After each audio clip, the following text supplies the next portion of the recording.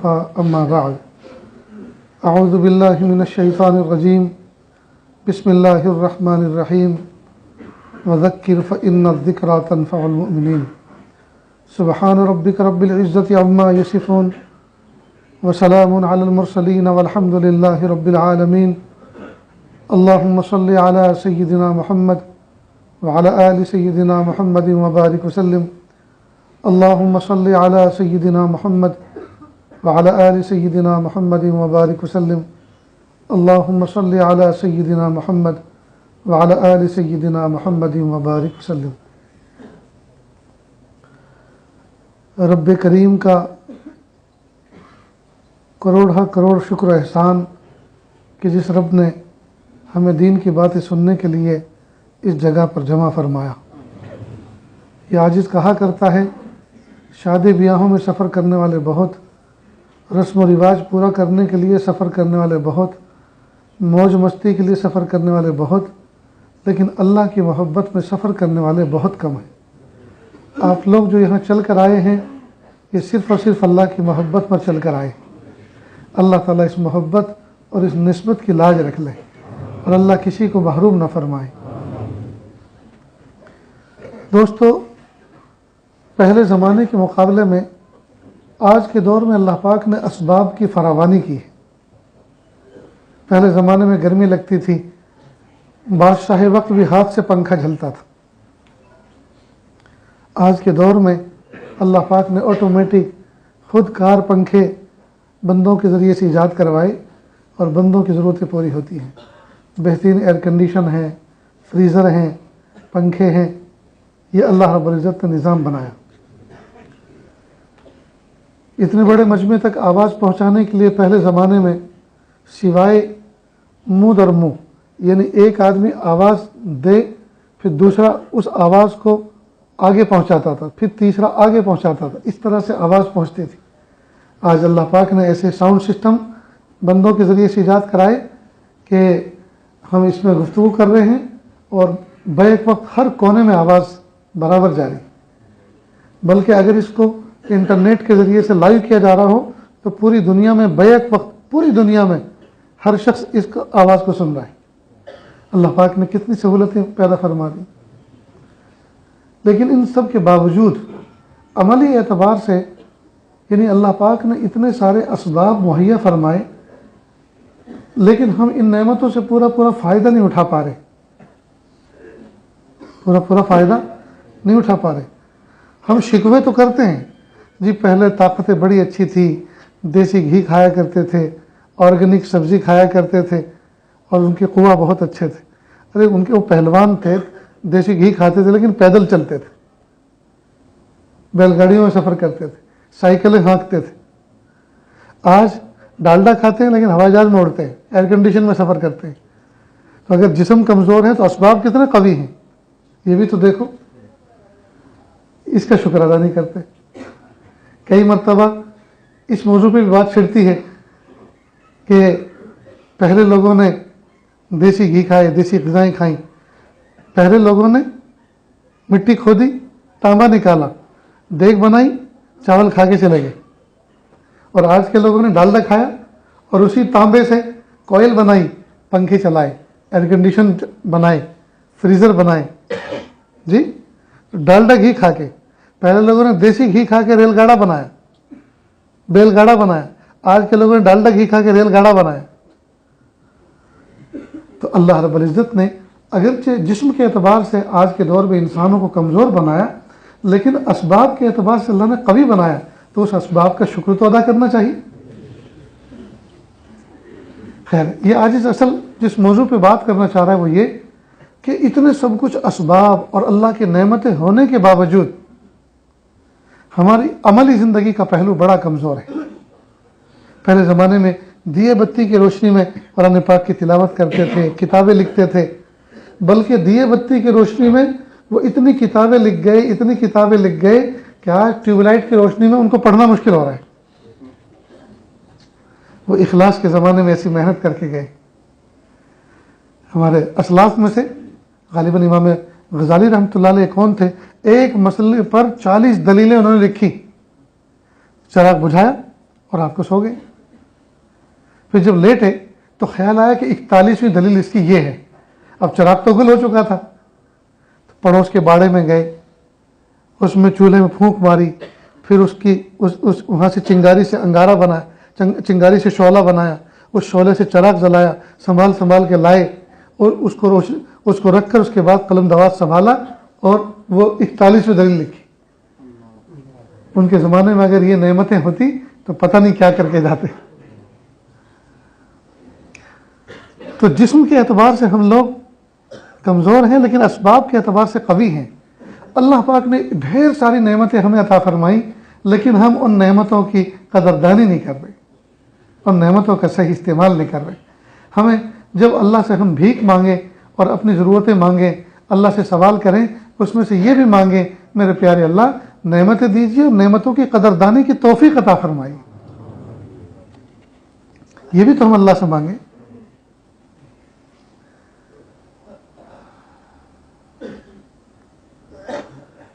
تو عملی اعتبار سے پہلو باوجود اس کے کہ اسباب و وسائل اتنے زیادہ ہیں, کہنا سننا بھی بہت زیادہ ہو رہا ہے, لیکن عملی اعتبار سے ہم کمزور اس لیے ہیں. اس کی کچھ وجوہات ہیں. ان میں سے ایک وجہ یہ ہے کہ جس وقت اس طرح کی محفلیں منعقد ہوتی ہیں, دینی باتیں کہنے سننے کی محفلیں منعقد ہوتی ہیں, تو اس میں ہر شخص یہ نیت کر کے نہیں بیٹھتا کہ مجھے سننا ہے, سننے کے بعد اس پر عمل کرنا ہے. یہ نیت نہیں کرتے, لہذا نفع پورا نہیں ہوتا. دوسرا یہ کہ یہ دعا کر کے نہیں آتے کہ پیارے اللہ آج کی اس محفل میں کوئی بات ایسی کانوں کے راستے دل اور دماغ میں پہنچا دیجئے کہ زندگی میں انقلاب پیدا ہو جائے. یہ دعا کر کے نہیں بیٹھتے, نیت کر کے نہیں بیٹھتے. اور کئی مرتبہ یہ سوچتے ہیں یہ جو بات ہو رہی ہے نا, یہ جنرلی سب کو کہی جا رہی ہے, میں اس کا مخاطب نہیں ہوں. تو اگر ہر آدمی یہ سوچے گا میں اس کا مخاطب نہیں ہوں تو یہ پھر فضا میں ضائع ہوئی نا. یہ باتیں پھر یہ تو دل پہ نہ لگی, یہ تو دل پہ لگانے کے لیے تھی. اس لیے دوستو جب بھی کسی کی محفل میں بیٹھیں یہی دعا, یہی نیت کر کے بیٹھیں پیارے اللہ آج کی اس محفل میں جو دین کی باتیں کہی جائیں, جو اصلاح و تربیت کی بات کہی جائے, وہ بات میرے کانوں کے راستے سے دل و دماغ پر اثر انداز کر دیجیے. ایک بزرگ کے پاس ایک عورت آئی اور آ کر کہنے لگی حضرت میرا بچہ یہ میٹھا کھاتا ہے, گڑ کھاتا ہے, آپ کوئی نصیحت فرما دیجئے, دعا کر دیجئے, دم کر دیجئے, تعویذ دے دیجئے کہ یہ میٹھا کھانا بند کر دے. کہ ایسا کرو آپ 3 دن کے بعد آؤ. لمبا دور دراز سے سفر کر کے پیدل آئی تھی, وہ چلی گئی. پھر واپس آئی. جب آئی تو بچے کے سر پہ ہاتھ رکھا اور بڑی محبت سے کہا بیٹا میٹھا مت کھایا کرو, اس سے پیٹ میں کیڑے پڑ جاتے ہیں, دانت خراب ہوتے ہیں. کثرت سے میٹھا کھانا یہ صحت کے لیے بیٹا مضر ہے. بس یہ بات کی, کہا لے جاؤ. اب وہ بڑھیا بگڑ گئی اور کہا یہ بات تو تم 3 دن پہلے بھی کہہ سکتے تھے, مجھے پیدل بھجوایا, پیدل پھر بلایا. میں تو سمجھ رہی تھی کوئی آپ تعویذ لکھ رہے ہوں گے چاند کی روشنی میں, اور 3 دن لگیں گے اس کو لکھنے میں, تیار کرنے میں. کچھ ایسا ہوگا, کچھ دم کرتے, کچھ تعویذ لکھتے, نہ کچھ دم کیا نہ تعویذ کیا, بس سر پہ ہاتھ رکھ کے دعا دے دی اس کو اور کچھ نصیحت کر دی. کہ بڑی بھی بات در حقیقت یہ ہے 3 دن پہلے جب آئی تھی تو میں خود کثرت سے میٹھا کھانے کا عادی تھا. میں نے سوچا میری نصیحت میں پھر اثر کیا ہوگا, میری نصیحت میں اثر کیسا ہوگا. لہٰذا پہلے میں نے میٹھا چھوڑا اور میٹھے کی برائی کو اپنے دل میں بٹھایا, اور اب میں نے جو کہا ہے انشاءاللہ اس بچے کے دل پہ اس کا اثر ہوگا, اس لیے کہ میں نے اخلاص کے ساتھ عمل کے ساتھ نصیحت کی ہے اور عمل کا اثر ہوتا ہے. تو دوستو کہنے والا بھی نیت کرے کہ پیارے اللہ زبان سے کوئی ایسی بات کہلائیے, ایسے انداز سے کہلائیے کہ سامنے والے کے دلوں کو اپیل کرے, اور سننے والے بھی نیت کریں پیارے اللہ زمانہ ہو گیا سنتے سنتے, آج تو کوئی ایسی بات سنا دیجئے کہ جو دل کانوں کے راستے سے دل اور دماغ کو متاثر کرے. تو جب ان نیتوں کے ساتھ ہم بیٹھیں گے اور شریک ہوں گے انشاءاللہ ضرور دامن بھر کے اٹھیں گے اور ضرور اللہ تعالیٰ توفیق عطا فرمائے گا. اللہ کے محبوب صلی اللہ علیہ وسلم کی 63 سال کی عمر تھی, 40 سال کی عمر میں نبوت ملی.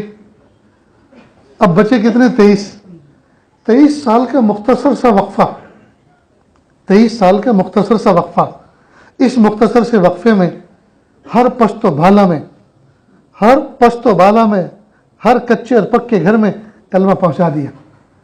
یہ محبوب صلی اللہ علیہ وسلم کا معجزہ، یہ اللہ رب العزت کی خاص رحمت تھی، یہ محبوب صلی اللہ علیہ وسلم کا اخلاص تھا اور سننے والوں کا اخلاص تھا کہ انہوں نے بات کو لیا اور فوراً آگے لے کے چلے۔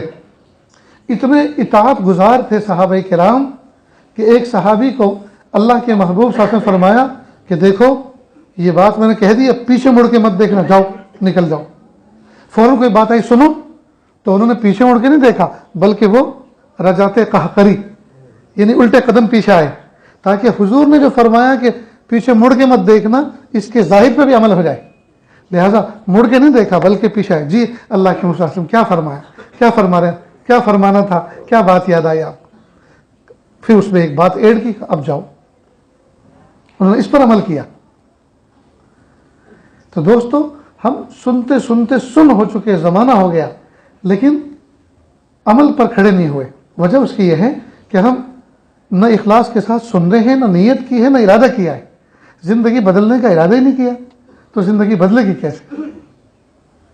تو محبوب صلی اللہ علیہ وسلم نے 23 سال کے مختصر سے عرصے میں پوری دنیا میں دین پہنچا دیا۔ ایک مرتبہ میں ریاست کشمیر کے اندر کسی علاقے میں گیا، زمین سے 10,000 فٹ کی بلندی پر ایک پہاڑی، اذان کی آواز آئی تو وہاں سے اوپر سے آواز آ رہی ہے، میں نے اپنی پگڑی یوں سنبھال کے ایسے دیکھا اور پھر سوچا پیارے اللہ اس پہاڑی پر کس نے کلمہ پہنچایا ہوگا، کس نے پہنچایا ہوگا؟ دوستو دین کی خدمت کرنے والوں نے معمولی خدمتیں نہیں کی ہیں۔ فروخ نام کے ایک تابعی تھے مدینہ منورہ میں، فروخ نام کے، ترکی کا علاقہ فتح کرنا تھا، یہ ترکی کا علاقہ ان کے ہاتھوں پر فتح ہوا۔ انہوں نے اپنی بیوی کو 10,000 درہم یا 20,000 درہم کی ایک تھیلی باندھ کے ان کو دی کہ لو پکڑو اور میں چلا اللہ کے راستے میں۔ شمشیر و سنان اٹھائی، گھوڑے پہ بیٹھے تو اہلیہ نے کہا دیکھو میں اپنے رحم کے اندر ایک وجود محسوس کر رہی ہوں، یعنی میں امید سے ہوں۔ کہا تو اور تیرا حمل میں نے اللہ کے حوالے کیا، تجھے اور تیرے حمل کو میں نے اللہ کے حوالے کیا، اور اتنا کہا کہ آیا تو آ جاؤں گا، نہیں آیا تو اللہ کے حوالے، اللہ حافظ، نکل گئے۔ اللہ کی شان ایک دن نہیں، 2 دن نہیں، 1 ہفتہ نہیں، 2 ہفتے نہیں، 1 مہینہ نہیں، 2 مہینے نہیں، 1 سال نہیں، 2 سال نہیں، بلکہ تقریباً 15-20 سال کے بعد ایک مسافر رات کو آیا۔ جس وقت گئے تھے ادرانی عمر کے تھے، جب واپس آئے تو بوڑھے ہو چکے تھے، بھویں سفید ہو گئی، داڑھی سفید ہو گئی، بینائی وک ہو گئی، کمزور ہو گئی، اور کمزور نگاہوں سے رات کی تاریکی میں مدینے کی گلیوں میں اندازہ کر رہے تھے میرا گھر کون سا ہے، کیونکہ 20 سال کا وقفہ کوئی معمولی وقفہ نہیں ہے جی۔ دن و رات بدل چکے تھے، راستے بدل چکے تھے، مکانات کے ڈھانچے بدل چکے تھے۔ اب اندازے سے کہ شاید یہ میرا گھر ہوگا، شاید یہ میرا گھر ہوگا۔ پھر تیقن کے ساتھ ایک دروازے کو دیکھا، نہیں یہی میرا گھر ہے، اور گھوڑے پہ بیٹھے بیٹھے نیزے کی انی سے نوک سے زور سے اس کو یوں دھکا دیا، دروازہ کھلا، گھوڑا اندر انٹر ہوا تو دیکھا کہ صحن کے اندر، چوک کے اندر ایک نوجوان سویا ہوا ہے۔ فوراً کھڑا ہو گیا، یہ اجنبی مدینے کی گلی میں، مدینے کے محلے میں بغیر اجازت کے یہ کون شخص رات کو داخل ہوا؟ کہ بیٹا معاف کرو، میں شاید اس کو اپنا گھر سمجھا کہ اچھا چوری اور سینہ چوری، ایک تو بغیر اجازت کے گھر میں انٹر ہو رہے ہیں اور پھر اس کو اپنا گھر بھی سمجھ رہے ہیں۔ دامن پکڑ کے اٹھا لیا نیچے نوجوان نے۔ اب یہ جو آپس میں یہ سب معاملہ چلا تو اوپر بالا خانے میں اس بچے کی بوڑھی ماں سوئی ہوئی تھی، فوراً بیدار ہوئی، سوچا اوہو 20 سال پرانا مسافر آ گیا ہے، فوراً نیچے اتری اور کہا بیٹا معافی مانگو، یہ تمہارے ابو تھے، جب تم دنیا میں نہیں آئے تھے، یہ اس وقت سے اللہ کے راستے میں نکلے ہوئے تھے فتوحات کے لیے، اور یہ آج واپس لوٹ کر آئے ہیں، ہمیں تو امید بھی نہیں تھی۔ دوستو سوچو تو صحیح، نہ فون تھا، نہ انٹرنیٹ تھا، نہ کوئی اور مواصلات کا ذریعہ تھا، نہ کوئی خبر تھی جی، کیسے دن اس عورت نے گزارے ہوں گے۔ خیر بچے نے معافی مانگی، اور یہ جو ہے اس بچے کی والدہ کے ساتھ اوپر بالا خانے میں بیٹھے، اب جو 20 سال پرانی داستان چھڑی تو فجر کی اذان ہو گئی. خیر بچہ تو پہلے سے اٹھ کے جا چکا تھا حرم. اب یہ جب مسجد نبوی کی طرف چلے, پوچھا وہ جو میں 20,000 دے کر گیا تھا کچھ کمی تو نہیں ہوئی؟ کہاں خرچ ہوئے کیا؟ کہا جاؤ نماز پڑھ کر آؤ, بعد میں بتاتی ہوں. ابھی مسجد نبی میں پہنچے, چونکہ پہلے سے لوگ پہنچ چکے تھے, پیچھے کی صف میں تھے. مسجد نبی میں اس زمانے میں زیتون کے تیل کا چراغ جلا کرتا تھا. اب جیسے سلام پھیرا, سلام کے بعد تسبیحات سے فارغ ہو کر ایک شخص نوجوان ممبر رسول صلی اللہ علیہ وسلم پہ بیٹھا اور حدیث سند کی بیان کی, اور بہت سارے نوجوان بچے بیٹھے ہوئے تھے, انہوں نے اس حدیث کا املا کرنا شروع کیا. تو اس شخص نے کسی سے پوچھا من ھذا الشاب, یہ جوان کون ہے جو درس دے رہا ہے ممبر پر؟ تو کسی نے کہا انت لا تعرف, آپ جانتے نہیں ہیں, شاید آپ اجنبی ہیں. ھذا ربیعۃ الرائے بن فروخ, یہ ربیعۃ الرائے ابن فروخ ہے. فروخ تو یہ خود تھے, یہ فروخ کے بیٹے ربیعۃ الرائے ہیں. بس وہاں سے اٹھے واپس گھر آئے. بیوی نے پوچھا کیا دیکھا؟ کہ میں نے اپنی سلبی اولاد کو ممبر رسول صلی اللہ علیہ وسلم پہ بیٹھ کر درس حدیث دیتے ہوئے دیکھا کہ وہ 20,000 اس پہ خرچ کیے تھے. دوستو ہم تک جو دین پہنچا, ہم تک جو علم پہنچا, ہم تک جو حدیث اور تفسیر اور فقہ پہنچا, مدینے کی اس بڑھیا کا بھی حصہ تھا. تو یہ دین جو ہم تک پہنچا, افسوس کی بات ہے کہ ہم اس کی قدر نہیں کر پا رہے. اتنے بہترین اسباب و وسائل اللہ پاک نے عطا فرمائے ہیں. اینڈرائڈ فون ہیں, ان کے ذریعے سے ہم کتابوں کو ڈاؤن لوڈ کر کے ان کو مختلف اوقات میں پڑھ سکتے ہیں. جی ہم بزرگان دین کے بیانات کو سن سکتے ہیں. ہم آن لائن کہیں بھی دنیا میں کوئی واعظ نصیحت ہو رہی ہے اس میں جڑ سکتے ہیں.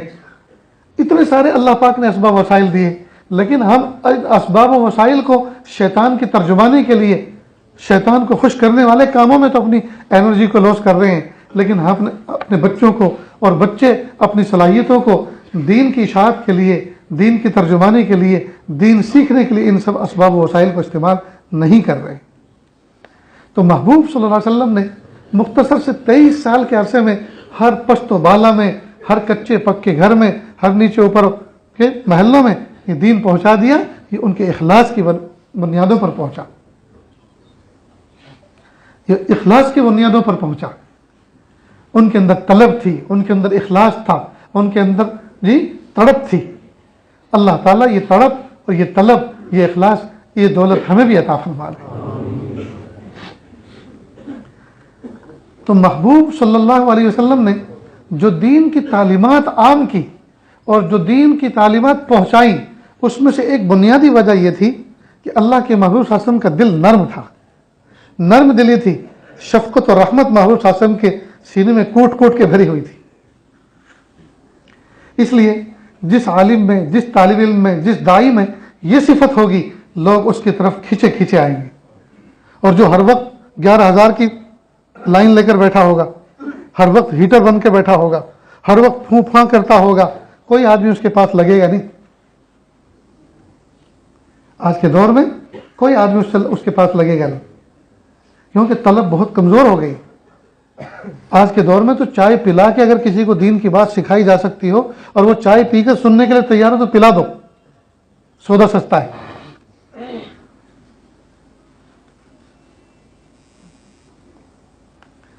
اللہ کے محبوب صلی اللہ علیہ وسلم کا دل نرم تھا. کتنا نرم تھا دیکھیے, محبوب صلی اللہ علیہ وسلم کے پاس ایک نوجوان آیا اور آ کر کہنے لگا, اے اللہ کے محبوب صلی اللہ علیہ وسلم, میرے دماغ کے اوپر شہوت کا بھوت ہے, یعنی شہوت کا اثر ہے, آپ مجھے زنا کی اجازت دیجیے. اوہو کتنا خطرناک گناہ, کسی کی آبرو لوٹنے کی اجازت مانگ رہے ہیں, پرمیشن مانگ رہے ہیں.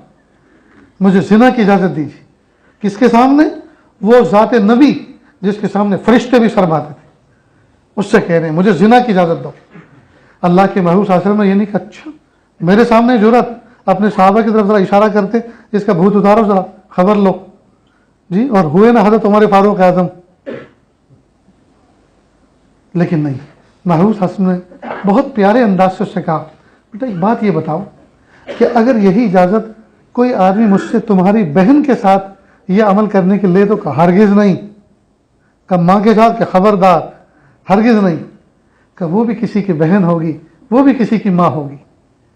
بس ایسی باتیں کہی نفسیاتی طور پر کہ جس ماں جس بہن کا تصور آ کر اچھے اچھے اندر کے جذبات جو ہیں سرد ہو جاتے ہیں اور آدمی بھول جاتا ہے، شیطانیت دور ہو جاتی ہے اور آدمی کا ضمیر اس کو اپیل کرتا ہے. پھر اس کے بعد اس کے سینے پہ ہاتھ رکھا، سینے پہ ہاتھ رکھا اور سینے پہ ہاتھ رکھ کر محبوب صاحب نے دعا دی، اللہم اغفر ذنبہ وطہر قلبہ وحسن فرجہ.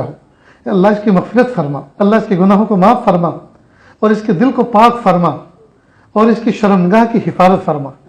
یہ صحابی فرماتے ہیں کہ ویسے تو مجھے گناہوں سے نفرت تھی، لیکن زنا جیسے گناہ سے اتنی شدید نفرت ہو گئی تھی کہ اور کسی گناہ سے اتنی گھن اور اتنی نفرت نہیں آتی جتنا زنا کے تصور سے آتی تھی. یہ محبوب صلی اللہ علیہ وسلم کی کا فیض نظر تھا. اگر اللہ کے محبوب صلی اللہ علیہ وسلم ان کو بھگا دیتے تو یہ بندہ تو برباد ہی ہو گیا تھا. بھگا دیتے، کوئی ایسا جملہ کہہ دیتے بد دعا یا کوئی ایسا، جس کا تو کباڑا ہو گیا تھا. لیکن محبوب صلی اللہ علیہ وسلم نے نہ یہ کہ اس کی اصلاح فرمائی، جتنے اصلاح کا کام کرنے والے ہیں سارے لوگوں کے سامنے ایک مثال قائم فرما دی کہ جب کوئی ایسا ڈینجر پوزیشن لے کر بھی آپ کے سامنے آئے، ہمت مت ہارنا، اس کو نصیحت کرنا، نرم دلی کے ساتھ پیش آنا، اس کو پیار دینا، اس کو شفقت دینا. اور دوستو، میں کئی مدرسوں کے اندر میں نے دینی خدمات انجام دی ہیں، تو اس میں دارالعلوم فلاح دارین جس ادارے سے میں فارغ ہوا اس میں کتب خانے کی نظامت کی، تو بہت سے طلباء کو محتم وقت کی محتم بھیجتے تھے، جاؤ کتب خانے میں کتابیں جمع کرو اور بھاگو یہاں سے، گیٹ آؤٹ ہو جاؤ. اب وہ بچہ میرے پاس کتابیں جمع کرنے کے آتا تو میں فوراً کتابیں جمع نہیں. اس کا حل تو کتابیں جمع کرنا نہیں ہے، غلطی ہوئی ہے، تم نے نہیں کی، تم سے کوئی غلطی ہو گئی، تو اس کا حل تو کتابیں جمع کرنا نہیں ہے، دروازے پہ جا کے دستک دینا اور وہاں ندامت کے ساتھ معافی مانگ لینا. اس لیے وہاں دروازے پہ جا کے دستک دینا اور وہاں ندامت کے ساتھ معافی مانگ لینا. اور آنکھیں اس کی سرخ، انداز اس کے بدلے ہوئے. میں نے کہا بیٹا قریب آؤ اور قریب آؤ. پھر میں نے اس کے کندھے پہ ہاتھ رکھا، پھر اس کے سر پہ ہاتھ رکھ کے دعا پڑھی. بس اس کے تو گرم گرم آنسو ٹپکنے شروع ہوئے. وہ تو ظاہری بات ہے وہ دبنے والا نہیں تھا. اب اس انداز سے اس سے ٹون میں بات کی تو وہ تو ظاہری بات ہے وہ دبنے والا نہیں تھا. نہ جانے کتنے بچے ایسے جو کتابیں جمع کرنے کے لائے اور جمع کر کے چلے جاتے تو شاید نہ شدوں سے ہمت ہارے، نہ کوئی مسلح، نہ کوئی مبلغ اپنے ماتحتوں سے ہمت ہارے، شاگردوں سے ہمت ہارے، نہ کوئی مسلح، نہ کوئی مبلغ اپنے ماتحتوں سے ہمت ہو، بلکہ اللہ کی بات پر وہ اپنے جو اپنا طریقہ نہیں جو خوب نہ اپنایا، اس لیے کہ جس کو لے ہم اسی طریقے کو نقل کرنے میں جی ہم آگے بڑھیں گے. تو کہ کامیاب زندگی گزار کے جا چکے، ہم اسی طریقے کو نقل کرنے میں جی ہم آگے بڑھیں گے تو کامیاب ہوں گے. اور یاد رکھنا دوستو، یہ پورا کا پورا دین اسلام یہ نقل ہے صحابہ اور محبوب صلی اللہ علیہ وسلم کی، اور نقل ہی اصل ہے، نقل ہی اصل ہے. بھائی جب دنیا کے امتحان میں ایگزام میں نقل مارنے سے کامیاب ہو جاتے ہیں، پاس ہو جاتے ہیں، تو کیا محبوب صلی اللہ علیہ وسلم کی نقل مارے لمبے پیر کر کے؟ سوالات اگر آؤٹ ہو جائے تو چادر اوڑھ کے سوتے ہیں لمبے پیر کر کے. بھائی پیپر تو آؤٹ ہو چکا جی، قبر میں 3 سوال ہوں گے، اس کا پیپر آؤٹ ہو چکا ہے اور اس کی کوئی تیاری نہیں. اب کوئی سوچے من ربک وما دینک ما تقول هذا الرجل، اللہ تمہارا رب کون ہے، تمہارا دین کیا ہے، اس شخص کے بارے میں کیا کہتے ہو؟ کہ یہ سوال تو معلوم ہو گیا تو جواب دیں گے ہم. نہیں، صرف معلومات کی بنیادوں پر سوال نہیں دیے. سوالات کے جوابات قبر میں جب فرشتے پوچھیں گے تو ذہن میں نہیں آئیں گے، بلکہ معلومات کی بنیادوں پر نہیں، معمولات کی بنیادوں پر یاد آئیں گے. جب آدمی اللہ کو ایک مانے گا، اس کے سامنے سجدے کرے گا، نمازیں پڑھے گا، تلاوت کرے گا، ذکر کرے گا، اللہ کے احکام پہ عمل کرے گا، حضور کی سنت کی اتباع کرے گا، تو جب سوالات کیے جائیں گے تو ان اعمال کی برکت سے اللہ تعالیٰ اس وقت سجھائیں گے، یاد دلائیں گے، یہ کہو، یہ کہو اور یہ کہو. یہ بھول جانا کہ سوالات تو پیپر آؤٹ ہو چکا اور ہمیں اتنا تو پتہ ہے کہ اللہ کون ہے، نبی کون ہے اور ہمارا دین کیا ہے، یہ تو ہم جواب دے دیں گے. نہیں، وہی شخص جواب دے سکے گا جس کی پوری زندگی ان سوالات کے مطابق، تیاری کے مطابق زندگی گزری ہوگی. اتنی بات یاد رکھنا دوست.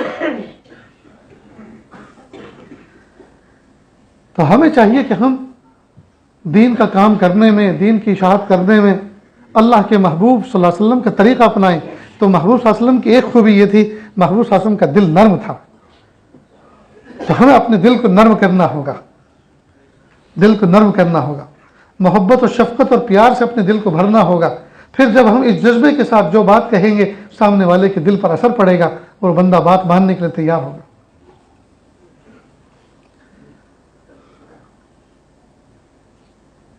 دوسری صفت اللہ کے محبوب صلی اللہ علیہ وسلم کی دعوت کامیاب ہونے کی یہ تھی کہ اللہ کے محبوب صلی اللہ علیہ وسلم بذات خود عملی طور پر عملی دعوت دیتے تھے۔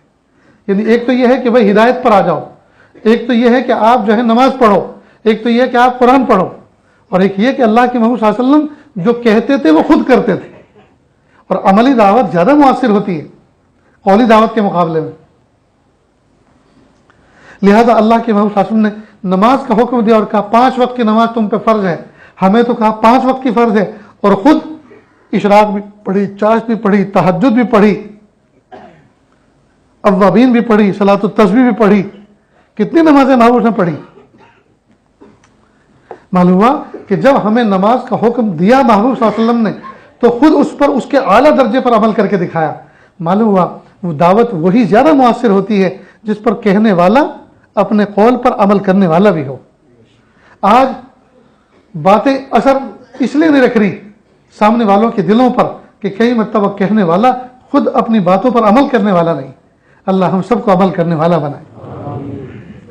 قولی دعوت کے مقابلے میں دوستوں عملی دعوت زیادہ مؤثر ہوا کرتی۔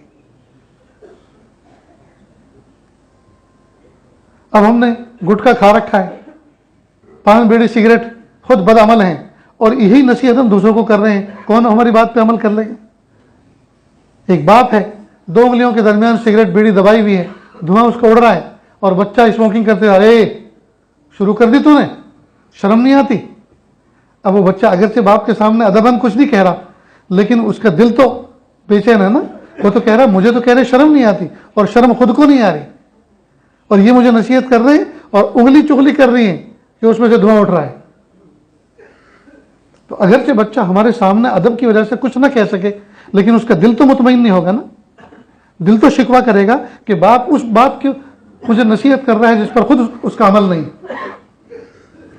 اس لیے دوستو عملی دعوت قولی دعوت کے مقابلے میں زیادہ اثر انداز ہوا کرتی ہے۔ میرے والد بزرگوار اللہ تعالیٰ ان کے قبر کو نور سے منور فرمائے، ایک مرتبہ فجر کی نماز کے بعد میں نے اپنی بستی میں، پتہ نہیں زمانے تعلیمی کا واقعہ ہے یا میں فارغ ہو چکا تھا، بہرحال فجر کے بعد کچھ نصیحت کی تو لوگ جو بوڑھے تھے، حقہ پینے والے، بیڑی سگریٹ پینے والے، خوب کھانسے، کبھی اس کونے سے جو آواز، کبھی ادھر سے۔ تو میں نے تھوڑا سا جھلا کر غصے میں کہا اور پیو حقے، اور پیو بیڑی، صحت کا ستیہ ناش کر دیا، دین کی محفل کا ستیہ ناش کر دیا، اس طرح کی بات کہہ دی۔ 2-3 دن کے بعد ہمارے گھر میں بیٹھک میں کوئی شخص آئے، والد صاحب سے کہا کہ بھائی کوئی حقہ نہیں بھر رہے؟ تو کہا وہ تو میں نے چھوڑ دیا۔ کہ یہ کب چھوڑا؟ کہ بیٹا تو ممبر پہ بیٹھ کے امت کے سامنے حقے بیڑی کی برائی بیان کر رہا ہے، اور اس کا باپ ہی اس کی بات پہ عمل نہ کرے تو اس کی بات میں تاثیر کہاں سے پیدا ہوگی؟ اللہ اکبر کرے۔ یہ معمولی بات نہیں ہے دوستو، گھر کا فرد اگر پہلے عمل کرے گا تو دوسرے والے ضرور عمل کریں گے، گھر کا فرد اگر عمل نہ کرے تو پھر وہ دعوت بھی مؤثر نہیں ہوا کرتی۔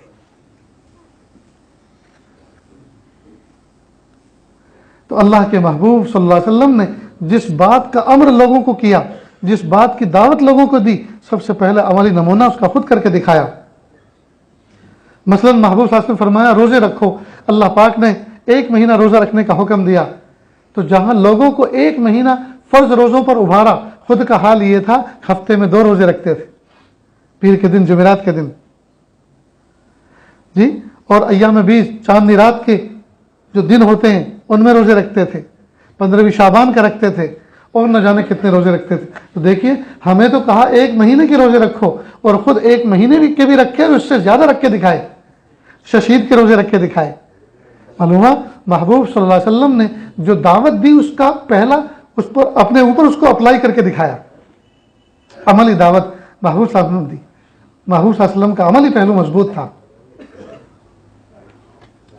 زکات کے بارے میں حکم دیا، زکات کے بارے میں حکم دیا، امت کو تو کہا 40واں حصہ دو، جی 100 روپے پہ 2.5 روپے، امت کو تو کہا 40واں حصہ دو، اور خود کا حال یہ تھا کہ ضروریات زندگی کے لیے کم سے کم درجے کی جو چیزیں استعمال اب میں آ سکتی ہیں بس وہ استعمال کی، باقی سارا کا سارا امت پہ لٹا دیا۔ اس لیے دوستو ہم یہ تو تذکرہ کرتے ہیں اللہ کے محبوب صلی اللہ علیہ وسلم کے گھر میں کئی دن تک چولہا نہیں جلتا تھا، اللہ کے محبوب صلی اللہ علیہ وسلم کے گھر میں فاقے رہتے تھے، تو گویا محبوب کی ہم غربت بیان کرتے ہیں، حقیقت میں محبوب غریب نہیں تھے۔ 100 اونٹ آج تک کسی مالدار نے ذبح کیے حج کے موقع پر؟ 100 اونٹ مجھ سے پوچھو، اللہ نے بارہا مجھے حج پہ بلایا ہے، بڑے بڑے مالداروں کو دیکھا، کہتے جی ہاں قربانی کا کیا ریٹ چل رہا ہے؟ بھئی ایک 300 لے رہا ہے، ایک 350 لے رہا ہے، وہ 300 والا کون ہے ذرا اس کا نمبر ملے گا؟ بڑے بڑے مالدار سستا ڈھونڈتے ہیں اور شیئرنگ ڈھونڈتے ہیں، بھئی اونٹ کے 7 حصے ہوتے ہیں تو وہ لے لیں گے، ہمارا بھی ایک حصہ لگ جائے، کوئی ہے کیا؟ بڑے بڑے مالدار وہاں جیب سنبھالتے پھرتے ہیں، لیکن محبوب نے 100 اونٹ اللہ کی راہ میں قربان کیے۔ اللہ کرے قیامت تک کوئی مالدار ایسا نہ ہو جو 100 اونٹ کا اللہ کے محبوب صلی اللہ علیہ وسلم کا اسکور توڑے۔ کسی کے ذہن میں یہ بات نہ آئے کہ ہمیں 100 اونٹ ذبح کرنے، تاکہ میرے آقا صلی اللہ علیہ وسلم ایک نمبر پہ ہی رہے۔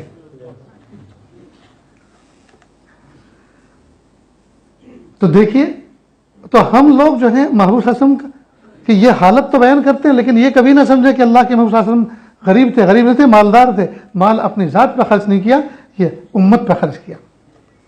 ایک مرتبہ عصر کی نماز پڑھی اور نماز پڑھنے کے بعد فوراً حجرے شریف میں تشریف لے گئے اور جا کر تھوڑی دیر کے بعد پھر آئے، پھر بیٹھ گئے۔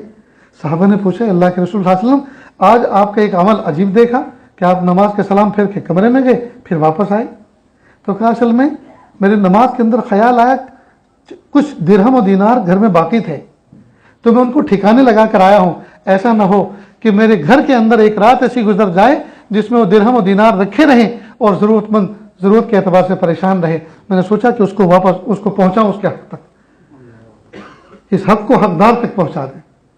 تو محبوب نے مال جمع کر کے نہیں رکھا، امت پہ خرچ کیا۔ تو ادھر تو امت کو کہا کہ 40واں حصہ دو، اور خود اعلیٰ قسم کے فرض پر عمل کر کے دکھایا۔ معلوم عملی دعوت مؤثر ہوتی ہے، اسی لیے تو 23 سال کے مختصر سے عرصے میں پوری دنیا کے اندر ڈنکا بج گیا اسلام کا۔ غزوہ احزاب کے موقع پر صحابہ کرام کو کہا خندق کھودو، اب خندق کھودنی شروع کی اور ہر ایک کے حصے میں کچھ فٹ کی جگہ دے دی، یہاں سے یہاں تک آپ کو کھودنا ہے، یہاں سے یہاں تک آپ کو کھودنا ہے، اور اپنے حصے میں سب سے زیادہ ڈبل جگہ لی کہ مجھے اتنا کھودنا ہے۔ کائنات کے سردار، نبیوں کے سردار، جی اللہ کے محبوب صلی اللہ علیہ وسلم، ان کا حال یہ ہے کہ بیٹھ کر اشارے اور آرڈر اور حکم نہیں دے رہے، سپروائزنگ نہیں کر رہے، بلکہ خود عمل میں لگے ہوئے۔ اور ایک صحابی آئے، 2-3 صحابی مل کر آئے اور اپنے پیٹ کے اوپر سے کرتا ہٹا کر دکھایا، چادر ہٹا کے دکھائی، اللہ کے محبوب صلی اللہ علیہ وسلم بھوک کی وجہ سے حال خراب ہے، پتھر ہم نے باندھ رکھے ہیں پیٹ پر تاکہ ذرا سہارا رہے، کمر جھکنے نہ پائے۔ محبوب صلی اللہ علیہ وسلم نے اپنا کپڑا اٹھایا تو اس پہ 2 پتھر بندھے ہوئے تھے کہ تم نے ایک باندھ رکھا، میں نے تو 2 باندھ رکھے۔ تو محبوب صلی اللہ علیہ وسلم کا عملی پہلو بڑا مضبوط تھا، صرف قول ہی قول نہیں تھا، قال ہی قال نہیں تھا، بلکہ حال بھی تھا، قال ہی نہیں تھا بلکہ صاحب حال تھے۔ اس لیے ہمیں چاہیے کہ ہم جو کسی کو کہہ رہے ہوں اس پر خود عمل کرنے والے بنیں۔ آج ہمارے بچے ہماری بات کو کیوں نہیں مان رہے؟ اس لیے کہ باپ اور ماں دونوں کے دونوں بد پرہیز ہیں، جو کہہ رہے ہیں وہ خود کرتے نہیں۔ بچوں کو نماز کا حکم دے تو رہے لیکن خود نہیں پڑھتے، تو کہاں سے بات مؤثر ہوگی؟ بچہ گالی دیتا ہے، اسے ڈانٹ رہے ہیں لیکن خود اس سے بڑی بڑی گالی دیتے ہیں، اور کس کو دیتے ہیں؟ بچے کی ماں کو دیتے ہیں۔ بتائیے بچے کے اندر کہاں سے اثر آئے گا؟ اس لیے دوستو اللہ تعالیٰ سے ہم یہ چیز بھی مانگیں، پیارے اللہ ہمیں اخلاص بھی عطا فرما، ہمیں حضور کی سنت کی اتباع بھی عطا فرما، ہمیں خود عمل کی توفیق عطا فرما، ہمارا عملی پہلو مضبوط فرما کہ ہماری زبان سے پھر جو بات بھی نکلے سامنے والے کے دل پہ اثر کر جائے۔ دل سے جو بات نکلتی ہے اثر رکھتی ہے، پر نہیں طاقت پرواز بغیر رکھتی ہے۔ بات میں پر نہیں ہوتے لیکن اڑنے کی صلاحیت رکھتی ہے۔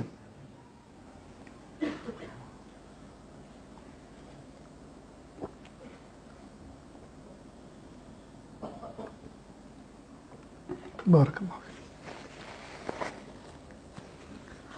اس لیے دوستو، محبوب صلی اللہ علیہ وسلم کی اس حیات طیبہ کی روشنی میں ہمیں چاہیے کہ ہم اپنی زندگی کی خبر لیں، ہم اپنی زندگی کی خبر لیں۔ آج ہمارا حال یہ ہے کہ ہم بالکل الول جھلول، پتہ نہیں ہم نے دین کس چیز کا نام رکھا ہے۔ داڑھی بکھری ہوئی، ٹوپی ٹیڑھی، ایک پائچہ اونچا ایک نیچا، بال کی پیک لگی ہوئی ہے، کپڑے میلے کچیلے، اور ایسے شخص کو کیا کہتے ہیں؟ یہ بہت پہنچے ہوئے بزرگ ہیں، یہ پہنچے ہوئے بزرگ ہیں، بڑے اللہ کے ولی۔ یہ پہنچا ہوا بزرگ نہیں، یہ پہنچا ہوا غافل آدمی۔ اللہ کے محبوب صلی اللہ علیہ وسلم نے اس طرح کی بزرگی اختیار کرنے کا حکم نہیں دیا۔ النظافت نصف الایمان، الطہارت شطر الایمان، او کما قال علیہ الصلوۃ والسلام، صفائی ستھرائی تو آدھا ایمان ہے۔ ہم لباس کے اعتبار سے صاف ستھرے رہیں، ہم برش کر کے مسواک کر کے رہیں، ہمارے منہ میں الائچی ہو، ہم خوشبو جب گفتگو کریں اور ہماری منہ کے بفارے دوسرے تک پہنچے تو وہ ہم سے گھن نہ کرے۔ یہ جو میں عصا لے کر چلتا ہوں، یہ اللہ کے محبوب صلی اللہ علیہ وسلم کی اتباع سنت میں چلتا ہوں، اللہ کی توفیق سے۔ اب ایک مرتبہ میرا عصا یا تو کسی بزرگ نے لے لیا، غالباً تو یہی ہے، یاد پڑتا ہے کہ کوئی آئے تھے اور کہا کہ ایسا مجھے دے دو، تو میں ان کو دے دیا۔ اچھا، یہ بھی عجیب بات ہے کہ جو آدمی کی چیز ضرورت کی ذاتی استعمال کی ہے، کوئی آدمی وہی مانگ لے، کوئی مجھ سے حضرت یہ اپنی جیکٹ مجھے دے دو۔ ارے بھائی میں کیا کروں گا پھر، یہ تو بتاؤ، ٹھنڈی تمہیں لگ رہی، مجھے نہیں لگ رہی، مثال کے طور، کیونکہ حضرت اپنی پگڑی دے دو مجھے۔ تو آدمی کی جو ضرورت کی استعمال کی چیز ہے اس کو تو نہ مانگے۔ خیر، اب وہ میں نے عصا دے دیا۔ اب دے دیا تو پھر کسی بچے کو پتہ چلا جو محبت رکھتا تھا، اس نے کہا حضرت میں آپ کے لیے عصا لے کے آتا ہوں۔ اب وہ عصا لے کر آیا۔ عصا کیا تھا؟ چارپائی کا پایا، جیسے چارپائی کے پائے میں پہل اور یہ سب ڈیزائن ہوتا ہے، اتنا موٹا۔ میں نے کہا بھائی دیکھ، میں اللہ کے محبوب صلی اللہ علیہ وسلم کی اتباع میں یہ لے کے چل رہا ہوں، مجھے کوئی باوا گیری نہیں کرنی، یہ کوئی باوا گیری نہیں کرنی کہ ایک ہاتھ کا پایا میں لے کے چلوں۔ تو اس کو یہ لگا کہ حضرت کو یہ پسند نہیں آیا، اور واقعی بات صحیح تھی، پسند نہیں آیا۔ دوبارہ وہ لے کر آیا لوہے کا، ایم ایس کا، اور ایم ایس کا وہ لایا، اور وہ بھی ایسے جیسے ریلنگ ہوتی ہے نا، ریلنگ میں وہ جو تھملی ہوتی ہے اس کی، اس پہ وہ ڈیزائن بنے ہوتے ہیں، وہ بھی چارپائی کے پائی کی طرح اس میں پہل بنی ہوئی ہوتی ہیں، اس طرح کا لایا۔ میں نے کہا بھائی آپ کو کہا کس نے عصا لانے کے لیے؟ اللہ میرے لیے عصا کا انتظام کر دیں گے، آپ چھوڑو اس کو۔ تیسری مرتبہ وہ ہمت نہیں ہارا، وہ بھی بڑا عزم و ہمت والا تھا، تیسری مرتبہ ایس ایس کا لایا۔ میں نے کہا اب کیا اگر کہ لائے تو اسی عصے سے تمہاری پٹائی ہوگی۔ پھر وہ چوتھی مرتبہ یہ لے کر آیا جو میرے ہاتھ میں اس وقت موجود ہے۔ پھر میرا دل خوش ہوا، میں کہا الحمدللہ اب یہ پاس۔ تو جس کو طلب ہوتی ہے، محبت ہوتی ہے، وہ تو لگ لپٹ کے خدمت کرتا ہے۔ خیر، کہنے کا منشا یہ تھا کہ اسلام نے کوئی بابا گیری تھوڑی سکھائی ہے۔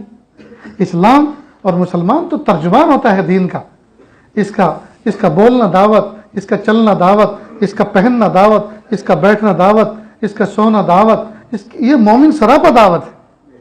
اس کی باڈی لینگویج یہ سراپا دعوت ہے۔ بہت سے نوجوان بچے شہروں کے اندر بائک لے کے چلتے ہیں اور بہت زک زیک کر کے چلتے ہیں، شور کرتے ہوئے، ہنگامہ، اچھے جس کے پاس سے گزرے اس کے دل کی دھڑکن بڑھ جائے۔ میں ایسے نوجوانوں کو کہتا ہوں بیٹا، تمہارے سر پہ ٹوپی، چہرے پہ داڑھی، سفید لباس تم نے پہنا ہوا، تمہارے ماں باپ کو کوئی نہیں جانتا، لیکن تمہارے دین کو ساری دنیا جانتی ہے کہ یہ مسلمان۔ اب جب تم یہ حرکت کرتے ہوئے جاؤ گے تو تمہیں کوئی گالی نہیں دے گا، یہ تمہارے ماں باپ کو نہیں دے گا، بلکہ تمہارے دین کو دے گا، اور تمہارا یہ عمل دین کو گالی کھانے کا سبب بنا۔ یہ کتنی بری بات ہے۔ اس لیے اللہ کے لیے آپ ذرا سلیقے کے ساتھ چلا کریں، آپ اپنے عمل سے دین کی تعریف کروائیں۔ یہ مسلمان بڑے سلیقے کے ہوتے ہیں۔ میں کہا کرتا ہوں شہروں کے اندر جو لوگ جمعہ کے دن نماز پڑھنے جاتے ہیں وہ صاف ستھرے کپڑے پہنے، اپنے راستے پہ چلیں، خوشبو لگا کے چلیں، لہکتے مہکتے چلیں، تاکہ ہماری باڈی لینگویج سائلنٹ میسج ایک تھرو ہو دوسرے مذاہب کے لوگوں کی طرف کہ یار میاں لوگ تو بڑے لہکتے مہکتے رہتے ہیں، یہ تو لہکتے مہکتے رہتے ہیں، یہ تو فرائیڈے جمعہ کے دن ایسی خوشبو لگاتے ہیں کہ محلہ مہک جاتا ہے، بازار مہک جاتا ہے، ان سے ملنے کو دل کرتا ہے، گلے ملنے کو دل کرتا ہے۔ تو ہمارے عمل سے دین کی تعریف ہو جائے، ہم ایسا کچھ کیوں نہیں کرتے دوست؟ تو جو باتیں کہی گئی عمل کریں گے نا انشاءاللہ۔ تو ایک تو یہ کہ جب بھی کسی دینی محفل میں ہو تو یہ نیت کر کے آئیں، پیارے اللہ آج کی اس محفل میں کوئی ایسی بات کانوں میں ڈلوا دیجئے جو دل اور دماغ کو متاثر کرے اور ہم عمل پہ کھڑے ہو جائیں جی، اور اخلاص کے ساتھ سنیں، اور یہ سنیں کہ یہ جو مجمع میں بیٹھا ہوا ہوں میں، یہ ساری کی ساری باتوں کا میں خود مخاطب ہوں، دوسرے سنیں یا سنیں، دوسروں کے لیے کہا جا رہا ہے، مجھے کہا جا رہا ہے۔ تو جب آدمی اس نیت سے بیٹھے گا، اس نیت سے دعا کر کے بیٹھے گا، تو انشاءاللہ وہ خالی دامن نہیں اٹھے گا، وہ کچھ نہ کچھ جذبہ لے کر اٹھے گا۔ اللہ تعالیٰ سے دعا ہے اللہ تعالیٰ کہنے سننے سے زیادہ عمل کی توفیق عطا فرمائے۔ وآخر دعوانا ان الحمد للہ رب العالمین۔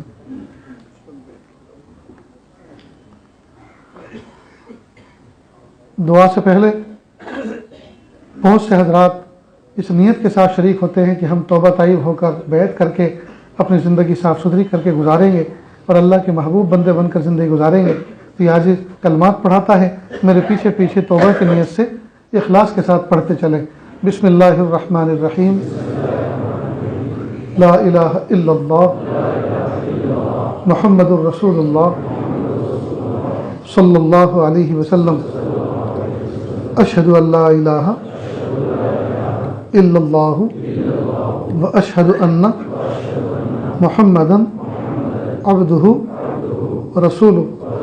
استغفر اللہ ربی من کل ذنب واتوب الیہ۔ آمنت باللہ کما ہوا باسمائہ وصفاتہ وقبلت جمیع احکامہ اقرار باللسان وتصدیق بالقلب۔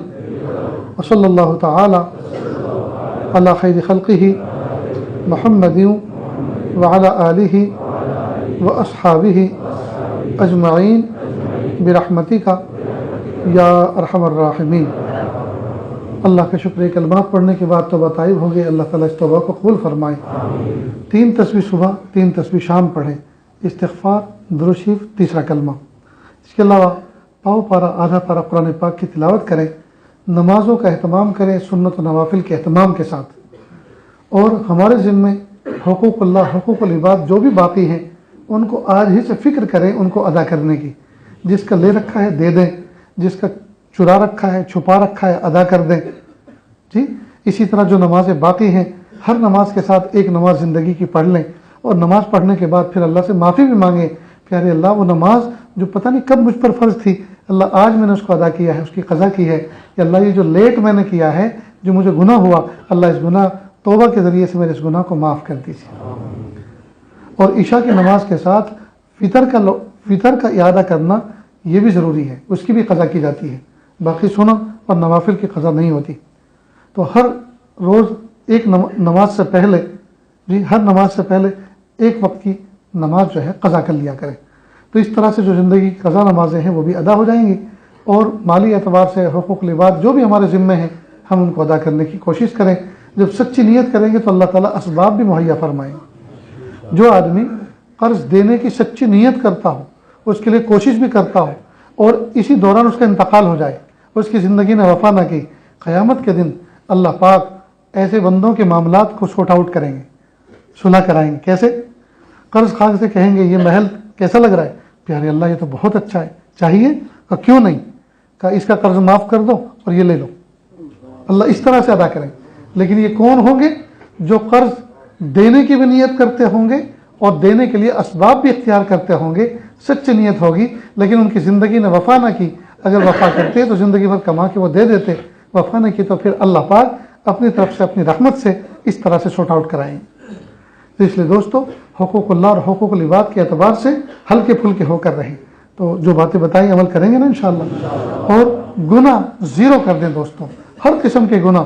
پھر ہر آدمی کے گناہ الگ الگ ہیں، کسی کے آنکھ قابو میں نہیں، کسی کا ہاتھ قابو میں نہیں، کسی کے پیر قابو میں نہیں جی، کسی کے جذبات قابو میں نہیں، کوئی مالی گناہ کرتا ہے، کوئی جانی کرتا ہے، کوئی سیکسول جذبات کے گناہ کا شکار ہے، کوئی بدنگاہی کا شکار ہے، ہر ایک کی گناہ الگ ہیں جی۔ ہمت کر کے اللہ سے توفیق مانگ کر ان گناہوں کو چھوڑ دیں، انشاءاللہ اللہ اپنی ولایت عطا فرمائیں۔ دعا سے پہلے تھوڑی دیر کے لیے آنکھوں کو بند کر لیں، سر کو جھکا لیں، دنیا اور دنیا میں جو کچھ ہے اسے ہٹ کٹ کے اللہ کی یاد میں ڈوب جائیں، نیت کریں اللہ کی رحمت آ رہی ہے، میرے دل میں سما رہی ہے، میرے دل سے گناہوں کی ظلمت و سیاہی دور ہو رہی ہے، میرا دل کہہ رہا ہے اللہ اللہ اللہ۔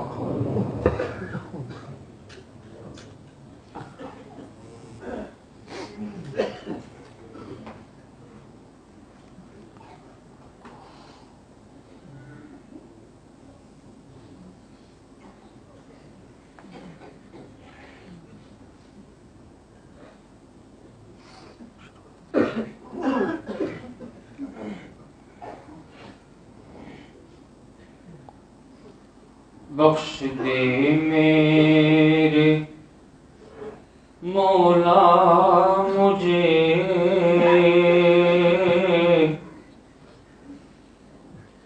میں بڑا ہی گناہ گار ہوں،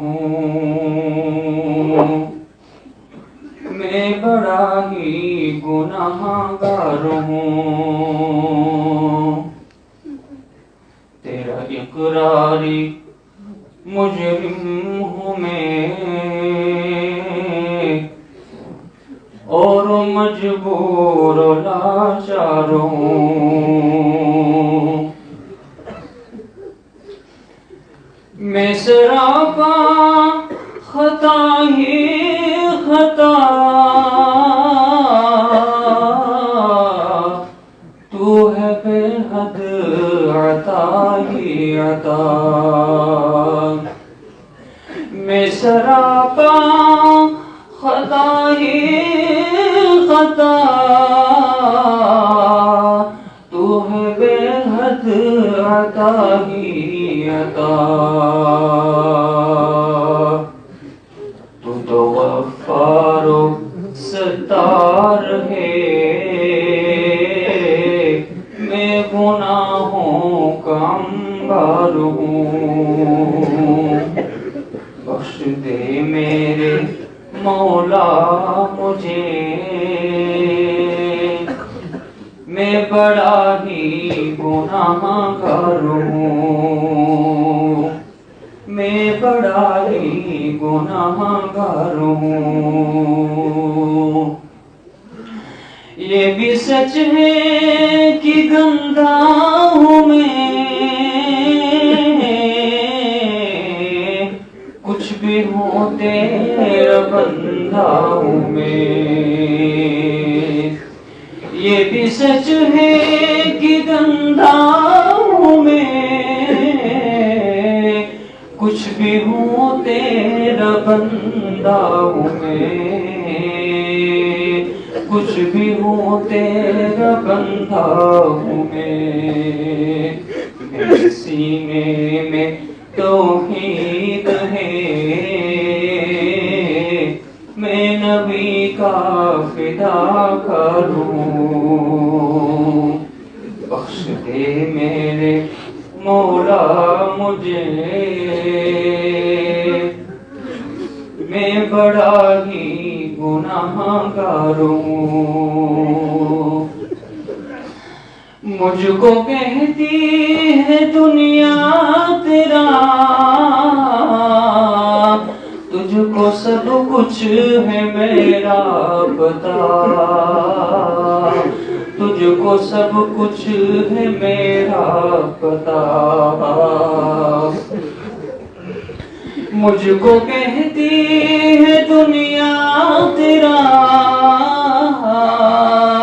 تجھ کو سب کچھ ہے میرا پتا، تجھ کو سب کچھ ہے میرا پتا، کیجیے مجھ پہ نظر شفا، میں حقیقت میں بیمار ہوں، میں حقیقت میں بیمار ہوں، بخش دے میرے مولا مجھے، میں بڑا ہی گناہ گار ہوں، میں بڑا ہی گناہ گار ہوں،